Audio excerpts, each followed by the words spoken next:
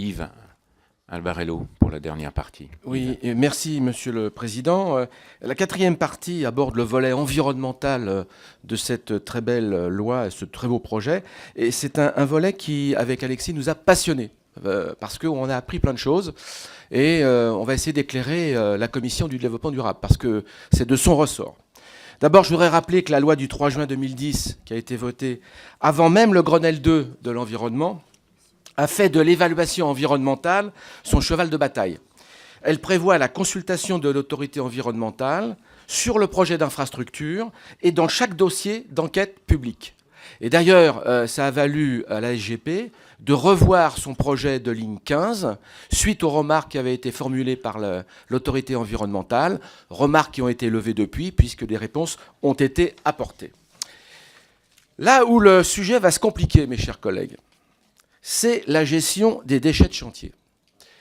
Il y a un vrai sujet dont on a pris la mesure, c'est qu'aujourd'hui, au niveau de la région Île-de-France, il y a un plan régional d'élimination des déchets de chantier qui a été approuvé par le Conseil régional et qui limite, bien évidemment, à travers un moratoire, le dépôt et le stockage des terres.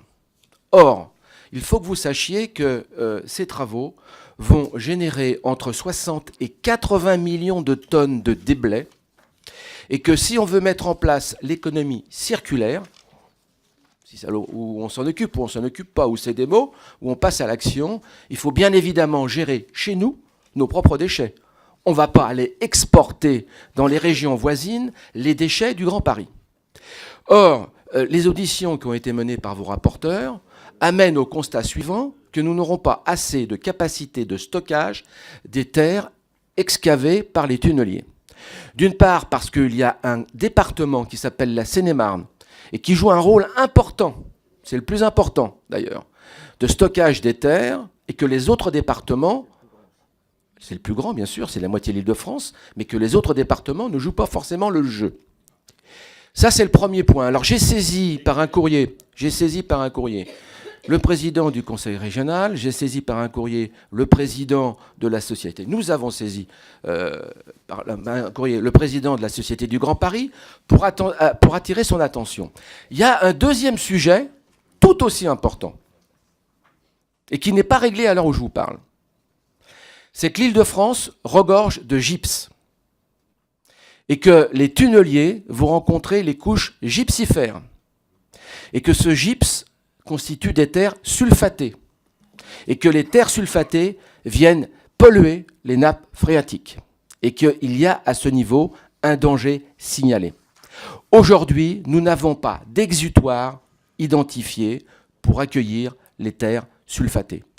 Je ne voudrais surtout pas que les entreprises adjudicataires des marchés gèrent eux-mêmes les exutoires de déchets parce qu'on assisterait à ce qui se passe de plus en plus souvent en Île-de-France, voire en province, des exhaussements de terrain sur des terres agricoles d'une hauteur inférieure à 2 mètres, puisque les terrains agricoles avec une autorisation de rehaussement inférieure à 2 mètres ne sont soumis à aucune règle. Et on assiste en Île-de-France, et notamment dans ma circonscription, à de véritables dépôts sauvages, plutôt que d'aller dans un ISDI qui est surveillé, mais qui coûte plus cher. Il y a des gougnafiers ou des bandits qui font du trafic de déchets et qui polluent la région parisienne. Moi, je signale ce dossier, il est très important pour nous. Les terres sulfatées, aujourd'hui, n'ont pas d'exutoire identifié. Alors, je l'ai rappelé, des risques de stockage insuffisants. Donc, c'est un sujet qu'il faut vraiment signaler. Il faudra limiter les déplacements des déchets parce que si on veut faire un projet vertueux du Grand Paris, mais qu'inversement, on prend des camions pour aller déposer les terres sur des régions extérieures, on ne va pas améliorer le bilan carbone, au contraire, on va l'alourdir. Il faudra qu'on tire parti des déblais excavés. Avec Alexis, on a été assez stupéfaits. Et d'ailleurs, on avait imaginé saisir le président Changuet pour faire une table ronde autour des filières de recyclage. Parce qu'on met en place dans ce pays des filières de recyclage, ce qui est bien, mais il n'y a plus d'exutoire. C'est-à-dire que les matériaux recyclés, on ne sait pas quoi en faire. C'est-à-dire que les maîtres d'œuvre, ceux qui font les grandes infrastructures, Ils tapent toujours dans la ressource naturelle, mais ils ne vont jamais chercher les matériaux qui ont été recyclés. Alors on voit des grandes centrales de recyclage, mais ça ne va jamais sur les grandes infrastructures. Là, vraiment, il y a un sujet auquel il faut qu'on s'attache, nous, Commission du développement durable, pour dire c'est bien de mettre en place des filières de recyclage, mais c'est encore mieux qu'elles puissent les utiliser aux grandes infrastructures ferroviaires, routières, car aujourd'hui, ce n'est pas le cas. Il faut que vous le sachiez. C'est bien ça.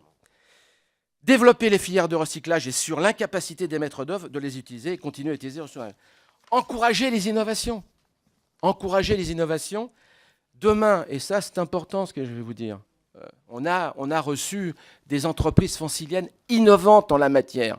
Demain, on sera capable, derrière un tunnelier, de diviser par 3 les rotations de camions. C'est-à-dire que derrière le tunnelier, on met une machine qui va traiter les bouts directement, les sécher, réduire le volume et faire en sorte qu'il y ait moins de camions en zone urbaine, moins de nuisances et moins de rejets dans l'atmosphère. Ça, c'est des sujets concrets et il faut vraiment qu'on puisse les signaler de manière très claire aux maîtres d'œuvre qui, demain, auront à traiter ce genre de sujet. Et je terminerai rapidement, mes chers collègues, par les enjeux énergétiques du Grand Paris. L'Île-de-France ne produit aujourd'hui que 10 à 11% de sa production énergétique. En 2030, c'est 30% de plus. 30% de plus de consommation pour l'Île-de-France. Ça sera 2200 mégawatts qu'on devra fournir, d'une part pour 1 400 000 franciliens de plus. 1 400 000 franciliens de plus en 2030, liés notamment aux 69 gares et aux contrats de développement territorial qui ont été mis en place. Et oui. Ensuite, il y aura à alimenter les 202 km de réseaux nouveaux, 202 km de réseaux nouveaux, et les 500 000 mètres carrés de data centers qui sont prévus d'être implantés dans l'enceinte du Grand Paris. Tout ça va donc faire en sorte que, la consommation énergétique augmente de façon considérable. Il faudra donc, d'une part, développer les énergies renouvelables. Et là aussi, j'attire votre attention, on a une chance extraordinaire. On a peut-être du gypse, ce qui est bien pour la construction, moins bien pour l'environnement, mais on a aussi une ressource énorme en matière de géothermie. L'Île-de-France regorge de géothermie. Et moi, je crois qu'il faut là aussi imposer, dans la transition énergétique, l'obligation pour les gares, pour les CDT, de mettre en place des réseaux de chaleur à partir de cette géothermie qui sera nécessaire pour l'Île-de-France et pour réussir ensemble cette transition énergétique. Enfin, le dernier point, on peut aussi... L'Île-de-France a un potentiel important en matière de production de biogaz par la méthanisation. Là aussi, il faudra favoriser les réseaux de chaleur à travers la méthanisation du biogaz. Et pour conclure, mes chers collègues, avec Alexis, nous avons ensemble conclu sur cette phrase.